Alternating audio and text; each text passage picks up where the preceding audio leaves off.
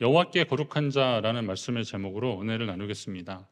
거룩은 하나님이 지속적으로 요구하시는 하나님의 백성, 성도들의 덕목입니다. 물론 거룩함에 대한 우리의 마음은 부담일 수 있습니다.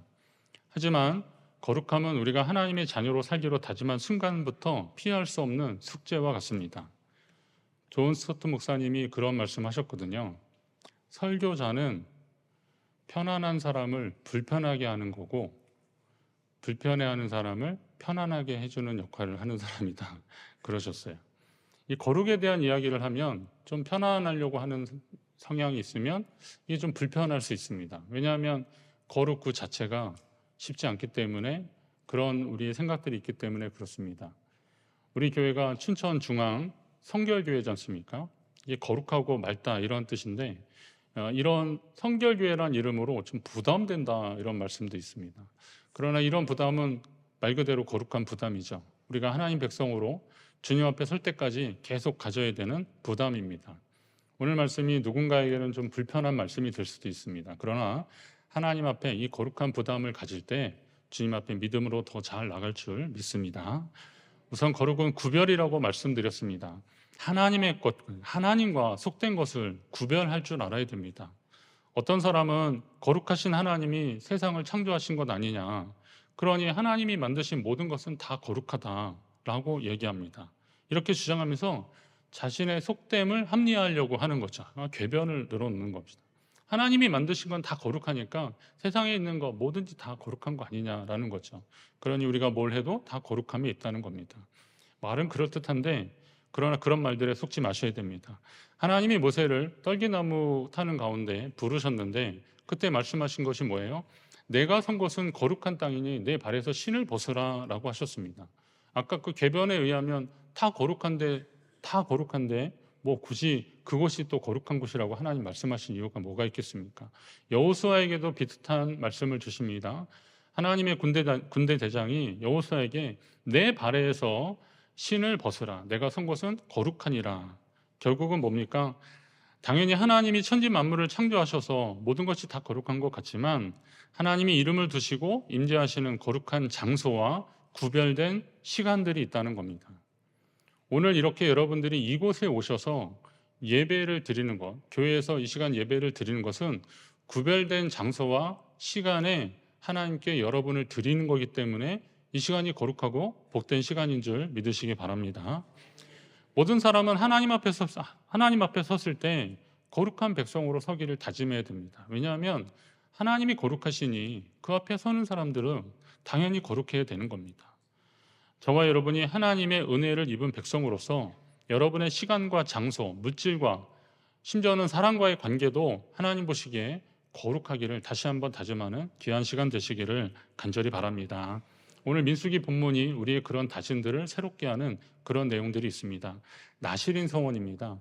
이거는 조금 생소하긴 하지만 그래도 많이 들으셨던 내용인데 이걸 뭐 그대로 사실하는 것은 아니지만 이스라엘 백성들이 하나님 앞에 거룩해지려고 이 정도의 노력까지 했다는 것을 아셔야 됩니다. 우선 민수기 6장 대부분은 나실인에 관한 말씀입니다. 나실인을 가리켜서 나지르라고 히브리어가 있는데 이 나지르라는 뜻은 하나님께 바쳐진 구별된 것이란 그런 뜻입니다. 그러니까 나실인 서원한 사람은 하나님께 바쳐진 사람인데 한 세 가지를 조심했습니다. 우선은 포도주를 먹지 않았고요. 그리고 이 사람들은 머리에 삭도를 대지 않았습니다. 머리를 깎지 않았습니다. 그리고 시체를 만지지 않았습니다. 세 가지는 꼭 지켰는데 그리고 서원은 본인이 자발적으로 하는 경우들이 있고 부모님이 해주는 경우도 있고 하나님이 직접 명령을 하시는 경우 있습니다. 부모님 하면 사무엘의 어머니 한나가 그렇게 하나님 앞에 서원했고 그리고 그 삼손 같은 경우에 하나님이 그 아들을 낳으면 블레셋에서 구원을 자라고 하면서 그렇게 자라라고 그렇게 키우라고 하나님이 명령하실 정도 있습니다. 기간이 정해진 경우도 있고 어떤 기간이 정해진 동안에 하는 경우가 있고 혹은 일평생 동안 나시린으로 살아간 사람도 있습니다. 세례요한 같은 사람은 바로 그런 일평생 나시린으로 살았던 사람입니다. 남녀가 특별한 나시린의 소원을 하고 자기 몸을 구별하여 여호와께 드리려고 하면, 그러면서 이렇게 쭉 말씀이 나오는데, 이게 누가 시켜서 그런 것이 아니라는 겁니다. 내가 하나님 앞에 감동이 되어서 그렇게 살기를 서약한 것입니다. 혹시 이 중에 누가 막 등 떠밀어서 이 자리에 예배에 나오신 분들 혹시 계십니까? 권사님 남편이 이렇게 교회 나오시면서 성경 공부하면서 어떻게 예수님을 믿게 됐냐 그랬더니 가정의 평화를 위해서 그렇게 했다고 그러시더라고요. 가정의 평화든 뭐 어떤 관계든 간에 그렇게 해서 예수를 믿기 시작했다 하더라도, 예수님이 내 마음에 들어오시고 성령이 임재하시면 내 속에 하나님을 향한 거룩한 열망이 계속 일어나는 것이 정상입니다. 그리고 더 하나님 백성으로 살고 싶은 그런 갈망이 오늘 이런 말씀들에 더 귀를 기울이게 되는 거고, 그래서 구별된 백성으로서의 삶을 소원하는 이 사람들의 심정이 이해가 되는 겁니다. 어떤 분은 신앙생활을 자기는 적당히 한다는 겁니다. 적당히 한다. 원래 적당하다는 말의 사전적 의미는 어떤 조건이나 이치 따위에 들어맞거나 어울리도록 알맞게가 이제 적당히입니다. 좋은 말이잖아요. 딱 맞게 하는 것이 적당이거든요. 그런데 이것이 변질되니까 대충 통할 수 있을 만큼 요령 있게 이게 적당이더라고요. 우리 정서에 적당히, 적당히 해, 적당히 해. 근데 원래 이 적당이라는 말은 딱 맞게, 알맞게 하라는 말인데, 이게 자꾸 타협하고 변질되니까 대충 그냥 격식이나 갖춰라라고 하는 거죠. 그럼 아까 나는 신앙생활을 적당히 합니다라는 분은 딱 맞게 하는 분이겠어요? 대충 하는 분이겠어요? 벌써 어감이 아니죠. 어감은 대충 하는 거예요. 너무 그렇게 힘들게 하고 싶지 않다라는 그런 표현을 하고 있는 겁니다. 그러나 신앙은 그렇게 적당히 타협해서는 안 됩니다. 성도는 거룩한 소망을 품고 더 확실한 믿음의 삶을 위해서 최선을 다한 삶을 살아야 하는 것이 맞습니다. 나는 거룩한 하나님의 백성이라고 선포하십시오. 한번 따라합니다. 나는 거룩한 하나님 백성입니다. 옆에 분한테도 한번 얘기하실래요? 나는 거룩한 하나님 백성입니다. 주변 분들에게 나는 그리스도인입니다. 나는 거룩한 하나님 백성입니다. 라는 것을 말씀하십시오. 드러내십시오. 그리고 옆에 분의 반응을 잘 보셔야 됩니다. 연초에 보면 금연, 금주 막 결단하잖아요. 그러면서 그 관계자 전문가들이 나와서 얘기합니다. 당신이 금주, 금연하기로 했다는 것을 주변 사람들한테 알리라는 거예요. 알리는 효과가 있는 거죠.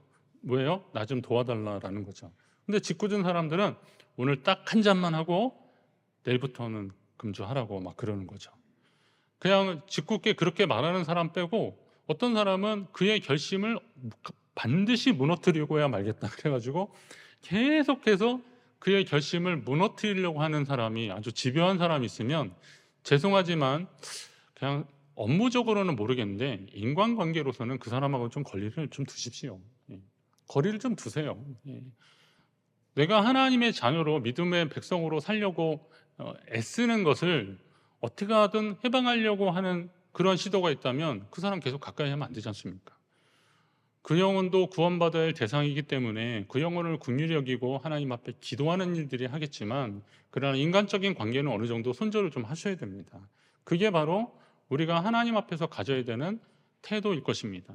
우리가 시간과 물질과 장소도 구별하여 하나님 앞에 드린다면 관계도 구별하는 것이 바로 그런 것입니다. 믿음으로 선포하고 그렇게 선포했는데 만약에 그렇게 안 돼서 하나님 영광 가리면 어떡할까요? 염려되실 수 있겠죠. 그러나 그 부분도 하나님께 맡겨드리고 일단 여러분이 선포하십시오. 주변 분들에게 나는 그리스도인입니다. 나는 하나님의 자녀입니다. 라는 것을 선포하십시오. 하나님이 여러분에게 힘 주시고 능력 주실 줄로 믿습니다. 거룩한 하나님의 사람 나시린은 포도주를 입에 대지 않았다 그랬습니다. 포도주와 독주를 멀리하고 포도주로 된 초나 독주로 된 초를 마시지 말며 식초를 먹지 않고 포도즙도 마시지 말며 생포도나 건포도, 심지어 껍질도 씨도 먹지 말라고 하십니다.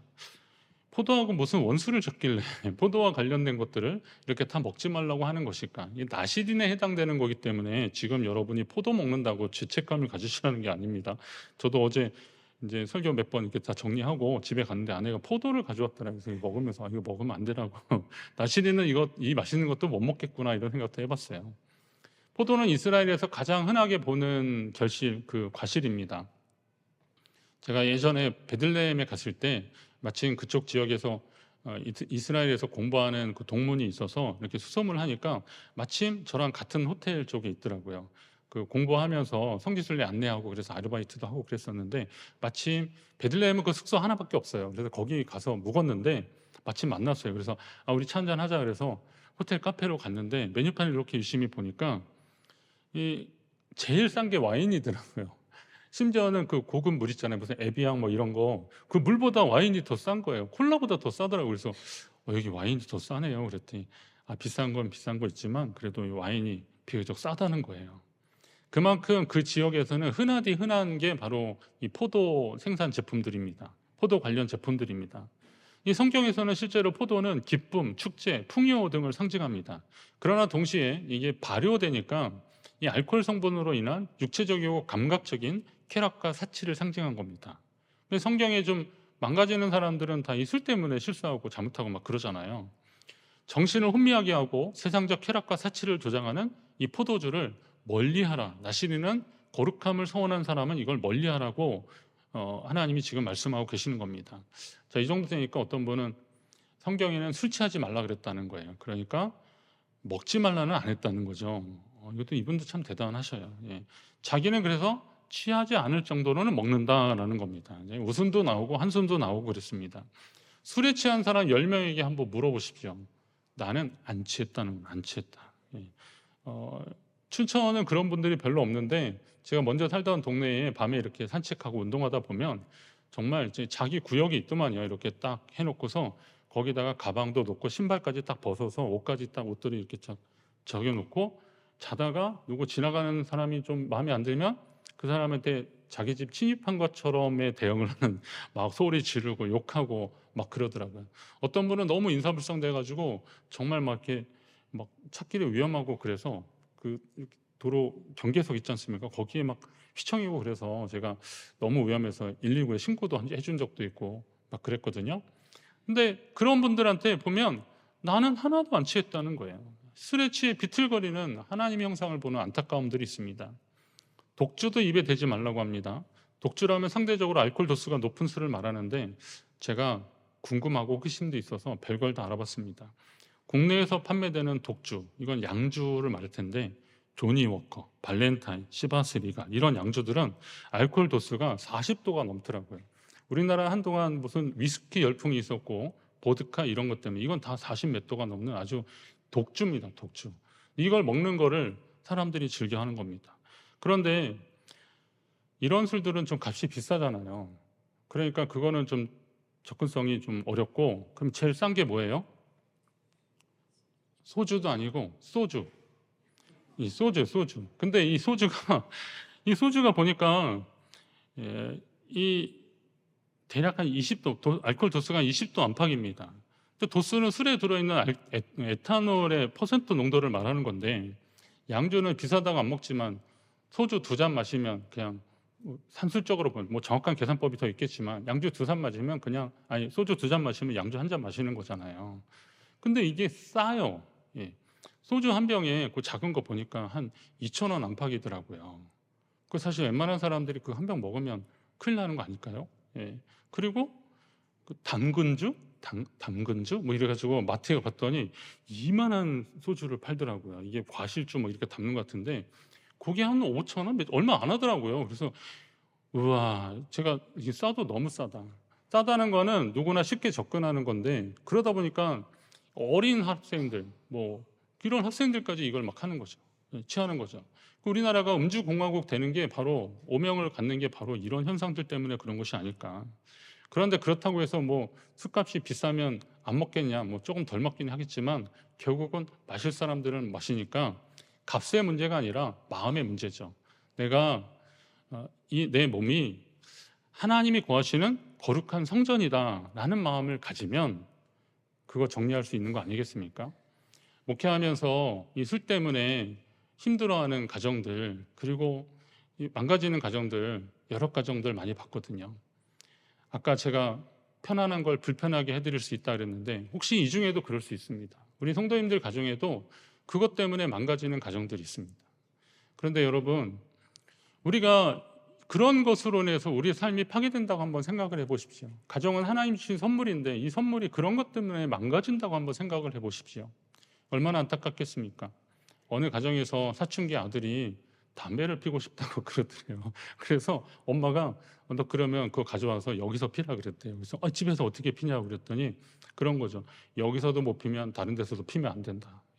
가족들 앞에서도 안 되면 다른 데 가서 안 된다. 그 말에 제가 다시 힌트를 얻었어요. 교회에서도 안 되면 다른 데 가서 하시면 안 돼요. 적어도 성도라면.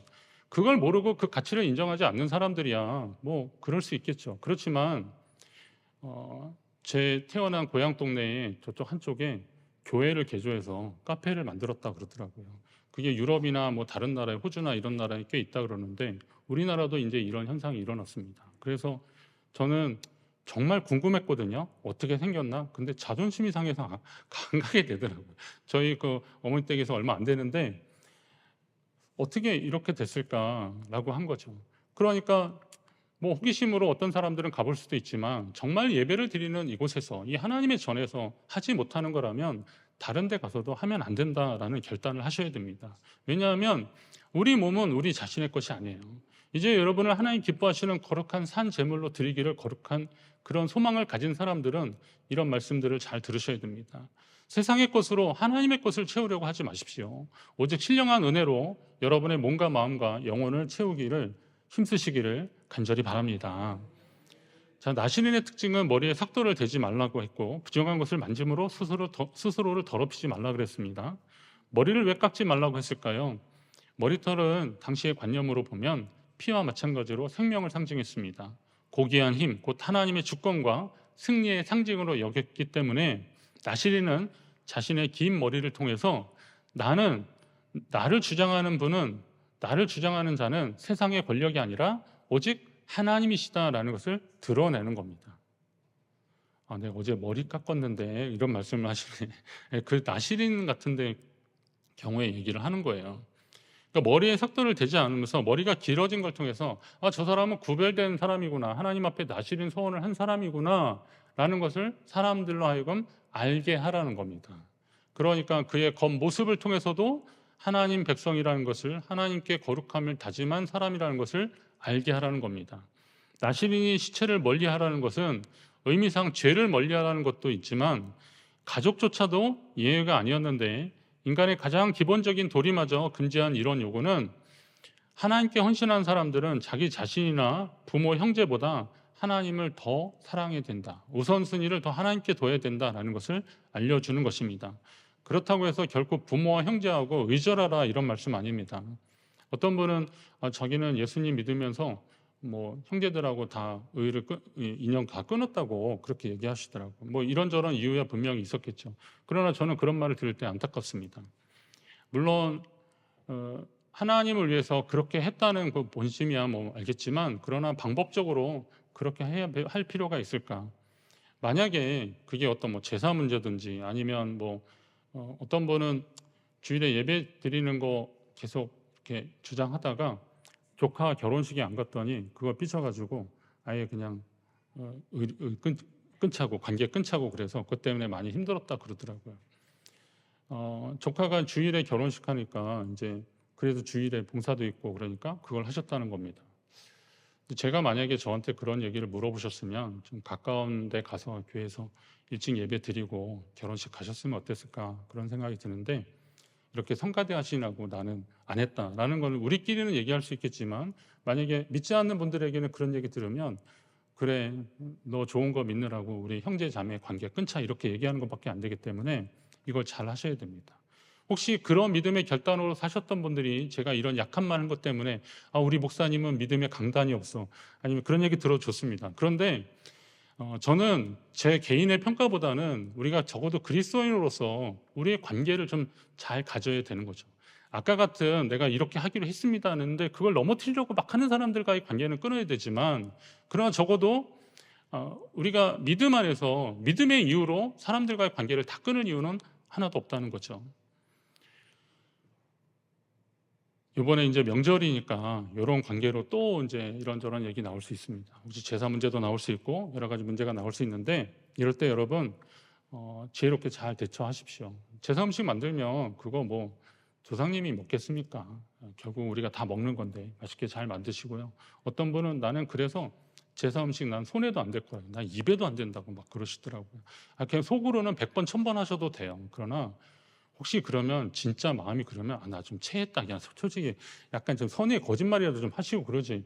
난 제사 음식은 난 안 먹는다. 이렇게 말하면 이게 소위 말하는 무례한 기독교라는 게 바로 이런 거 두고 하는 얘기거든요. 그리고 나는 그거 안 하겠다 그래서 그냥 남들은 그냥 아침부터 저녁까지 전 부치고 막 그랬는데 나중에 와가지고 안녕하세요. 그래가지고 또 이건 또 맛있다 뭐했다 막 품평까지 하고 그러면 누가 그 사람 보고 예수 잘 믿는 좋은 크리스찬이라고 그러겠습니까? 우리가 좀 지혜롭게 해야 되는 거 아니겠습니까? 자, 평생 하나님의 사람으로 구별된 삶을 살기로 다짐하는 사람도 있지만 나시린 서원은 어느 일정한 기간 안에 이루어지는 구별 의식입니다. 적어도 이 기간만큼은 하나님과의 관계에서 특별한 삶의 체험을 하게 되는 것이죠. 서원의 기간이 일평생이든 일정한 기간이든 상관없이, 그러나 한 가지 중요한 것은 항상 하나님 앞에 거룩한 자임을 확인하고 그 믿음으로 그렇게 살려고 노력하는 노력만큼은 끝까지 계속하셔야 한다는 겁니다. 아주 나시린 서원을 한 아주 특별한 경우의 구별도 있겠지만, 그러나 일반적으로는 포도주도 뭐 예수님이 혼인잔치집에서 물로 포도주를 만들었으니까 그런 아까 말했듯이 거의 음료수 개념으로. 그런데 적어도 또 어떤 분은 그러시죠. 그러면 다른 나라의 기독교인들은 뭐 다 하는데 왜 우리는 그거 못하게 하는 겁니까? 라고 얘기하는 거죠. 그런데 나중에도 말씀을 나오겠지만 우리가 하나님 앞에 믿음으로 살려고 했을 때 적어도 이런 걸 하자라고 하는 것이 한국교회 약속들이라면 우리가 그런 약속들을 통해서 존중해주고 그렇게 하는 겁니다. 어느 분이 회식을 하는데 그분이 이제 술을 안 드신다고 그러더라고요. 그랬더니 옆에 분이 대번에 그러더라고요. 교회 다녀? 그러더라고요. 근데 그분이 아니 전 절에 다니는데요. 그러더라고요. 그래서 제가 속으로 막 웃었어요. 술을 안 마신다니까 옆에 분이 교회 다니냐고 물어보는 거예요. 이 말은 뭐예요? 적어도 예수 믿는 사람들은 그걸 지키려고 노력하는구나라는 것을 다 알고 있는 이런 시점이라는 거죠. 그럼 이런 좋은 전통이 한국교회 전통이라면, 그리고 그런 것을 통해서 우리를 더 거룩한 하나님 백성으로서의 삶을 유지할 수 있다면 우리가 포기할 이유가 하나도 없는 겁니다. 그렇게 살려고 애쓰는 것이 맞습니다. 나신에 관한 말씀을 읽으면서 떠오르는 모습이 있습니다.